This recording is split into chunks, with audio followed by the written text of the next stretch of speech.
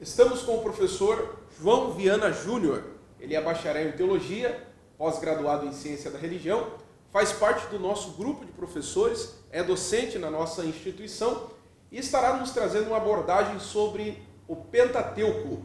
O estudo do Pentateuco é de suma importância para quem quer aprender da palavra de Deus. Algo me chama a atenção porque o livro de Gênesis, professor, já inicia no capítulo 1, no verso 1, falando da grandiosidade desse Deus. No princípio, criou Deus o céu e a terra. O que o senhor tem a dizer para nós acerca da importância do Pentateuco para o estudante de teologia? Perfeitamente. O Pentateuco vai narrar, vai nos trazer a história dos 5 primeiros livros da Bíblia Sagrada. E é de suma importância que o teólogo conheça esses 5 livros, os seus autores, a época em que foi escrito e para que foi escrito esses livros, para que ele tenha um grande aproveitamento dentro da teologia.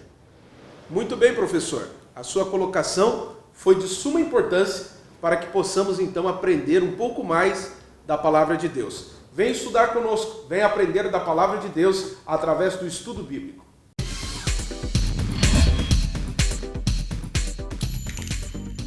Vamos estudar o livro do Pentateuco. Com certeza você vai gostar desse estudo. É um estudo maravilhoso, extraordinário, onde você vai ter muitas informações maravilhosas para você que está estudando teologia. Então vamos aí adentrar e se degustar dessas maravilhas que é o Pentateuco.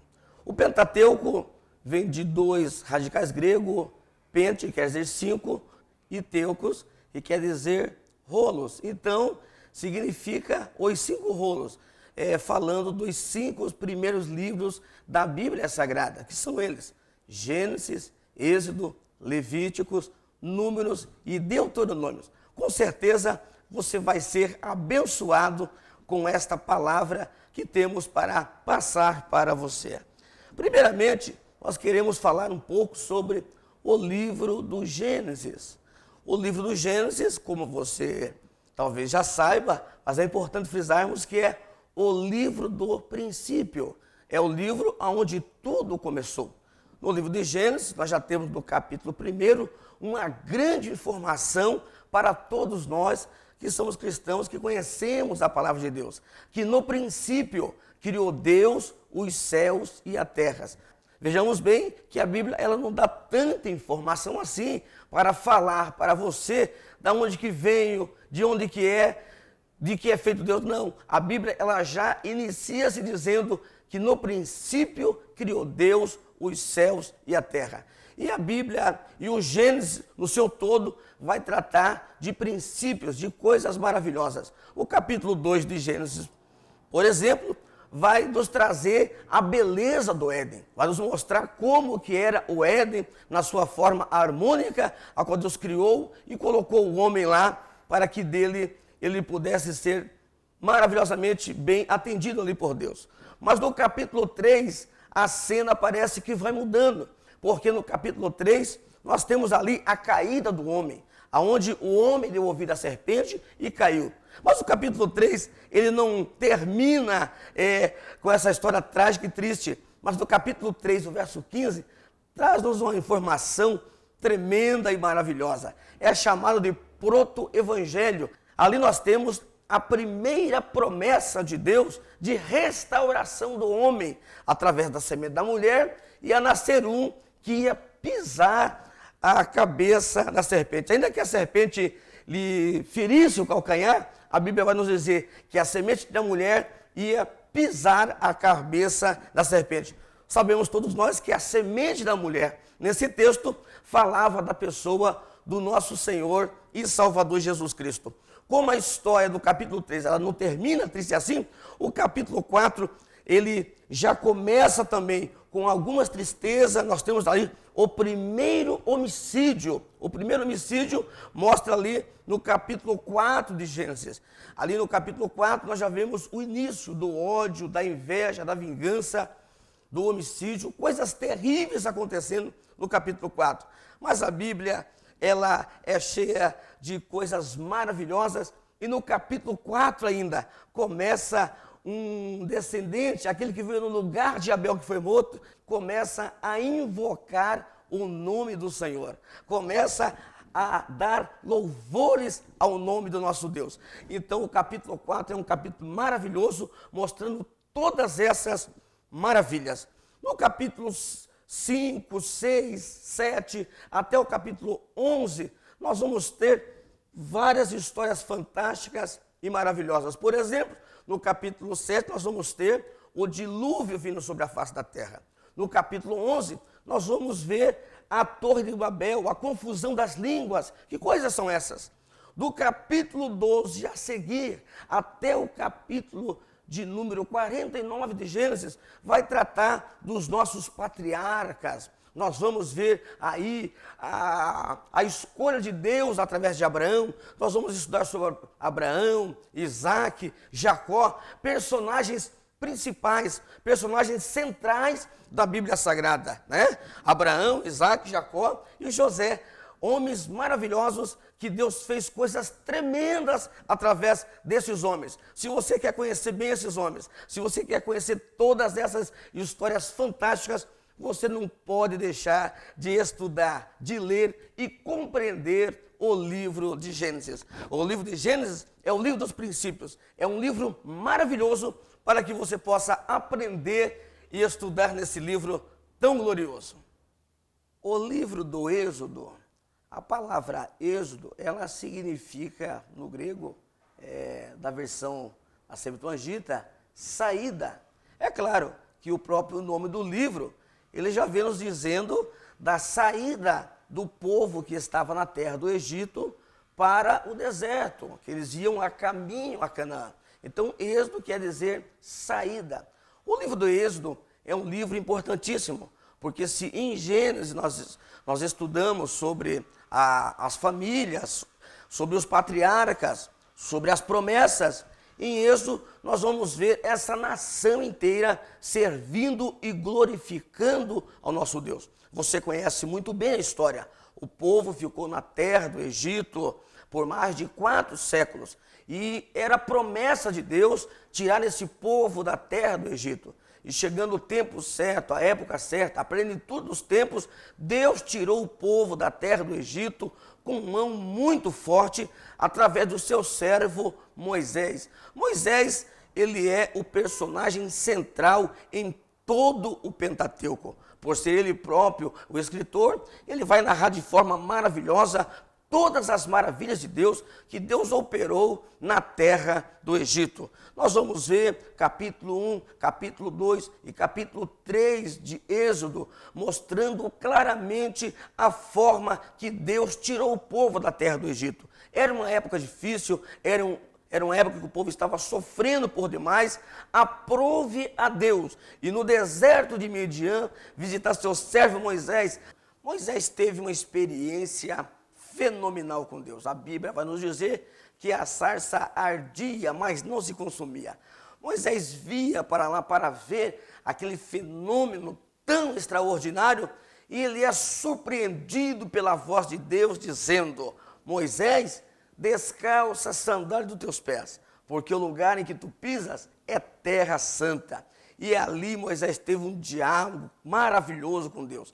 Deus lhe deu todas as diretrizes, Deus lhe deu todas as estratégias para que Moisés tirasse o povo da terra do Egito. Ainda que Moisés se sentiu pequeno para tão grande tarefa, mas Deus o convenceu e Moisés voltou ao Egito. Voltou com a convicção do seu chamado. Chegando na terra do Egito, você vai ser surpreendido pelos milagres de Deus, pelas maravilhas de Deus, com coisas extraordinárias que Deus operou na terra do Egito. São 10 sinais miraculosos, são 10 sinais que fizeram com que o próprio faraó declarasse que isto é o dedo de Deus. Foram sinais na natureza, foram sinais na água, foram sinais de escuridão, foram tantos sinais maravilhosos que o faraó teve que declarar que aquilo era o dedo de Deus. Mas um sinal que chama muito a atenção, um sinal que nos traz aqui uma reflexão, foi um sinal de que Deus disse que era para matar um cordeiro e pegasse o sangue dele e passasse nos umbrais da porta. A casa que não houvesse sangue nos umbrais da porta, o anjo da morte ia passar meia-noite no Egito e ia matar todos os primogênitos, seja de animais ou seja de homens. A Bíblia vai nos declarar claramente que os hebreus, eles obedeceram à voz de Deus, passaram sangue nos umbrais da porta. Mas aonde as pessoas não obedeceram à voz de Deus e não passaram sangue nos umbrais da porta, à meia-noite o anjo da morte passou no Egito e foi grande a calamidade, foi grande o choro. Prantearam muito, porque nas casas onde não havia o sangue, ali houve morte. É claro que é aquele cordeiro sendo morto, o seu sangue sendo passado nas portas, tem um grande significado para nós. É claro que falava do Cordeiro Pascal. O Cordeiro Pascal, aquele que foi morto na cruz do Calvário para nos garantir a nossa salvação. João Batista entendia muito bem isso quando ele disse: eis o Cordeiro de Deus que tira o pecado do mundo. Capítulo 13, 14 e 15 vai nos narrar maravilhosamente bem a saída do povo do Egito, a travessia pelo Mar Vermelho, o Mar Vermelho se abrindo, o povo passando em terra seca. E do outro lado, você vai ver o povo glorificando, exaltando a Deus. Tem até um texto muito maravilhoso que narra de Miriam, que ela pega um dos seus instrumentos de música e com as mulheres ela sai dançando e louvando ao nome do Senhor. E a jornada continua pelo deserto. No deserto tiveram várias experiências com Deus. Tiveram a experiência de Mara, onde as águas eram amargas e tiveram que colocar um lenho naquela água para que a água se tornasse doce. Também trazendo aí um grande significado, aquele lenho falando do Calvário, né? É o Calvário. O mundo que nós estamos vivenciando é um mar de águas amargas, mas o Calvário, a cruz de Cristo, pode deixar estas águas doces, como aconteceu comigo e com você.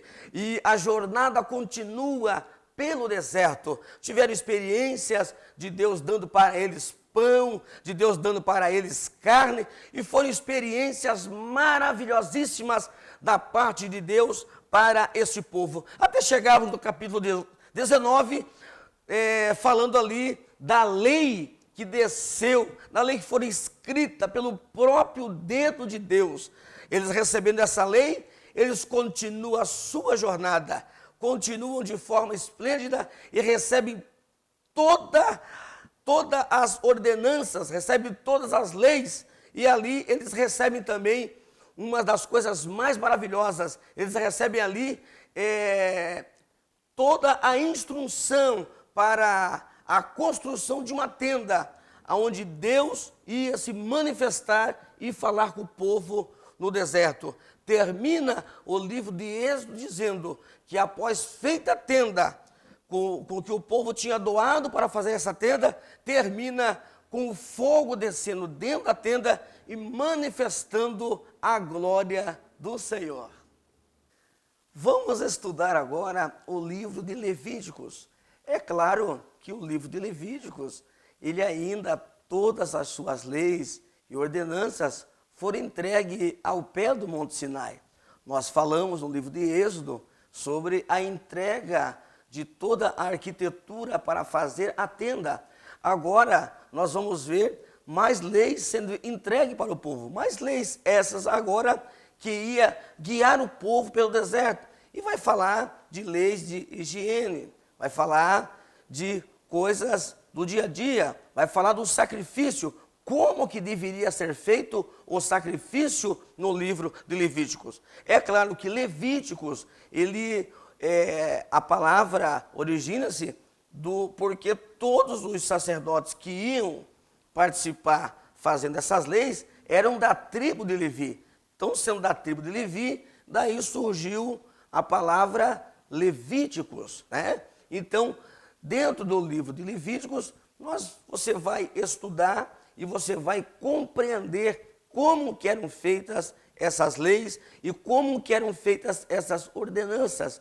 Um dos textos mais conhecidos e mais citados do livro de Levíticos por todos os estudantes de Bíblias e pregador é o capítulo 6 e o verso de número 13, onde diz: e o fogo arderá continuamente sobre o altar. O texto está falando claramente, o texto está falando de forma maravilhosa daquele período onde o fogo deveria continuar aceso sobre o altar. E é claro que ali entra o trabalho dos levitas, onde eles tinham que cortar a lenha e constantemente manter o fogo aceso. E é claro, Levíticos fala dos sacrifícios.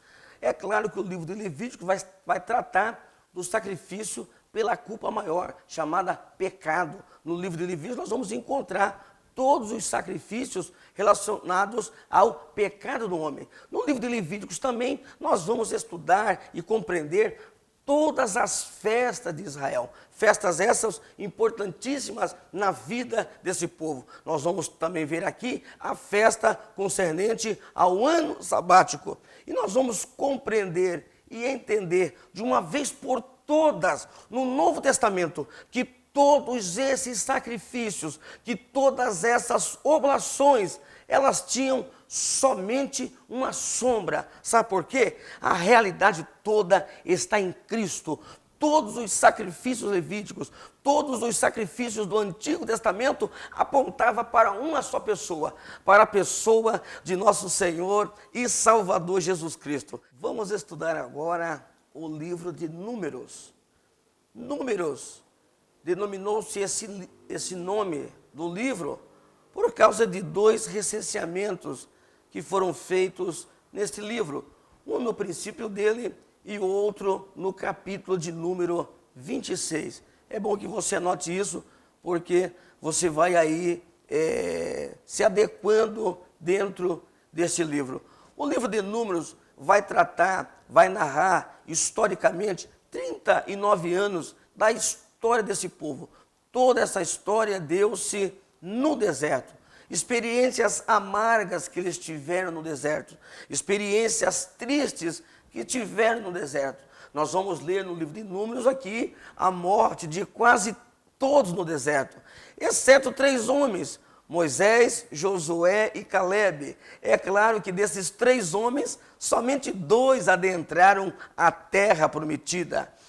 Mas você vai entender e você vai compreender, estudando este livro maravilhoso, esta trajetória deles. Você vai se deparar com as histórias mais fantásticas, você vai se deparar com histórias fenomenais, como uma dessas que eu quero aqui rapidamente falar para vocês, quando é mandado 12 espias para espiar a terra. Você vai encontrar nesse livro que eles encontraram lá na terra prometida homens carregando um cacho de uva sendo levado por 2 homens. Imagine você, um cacho de uva sendo levado por 2 homens.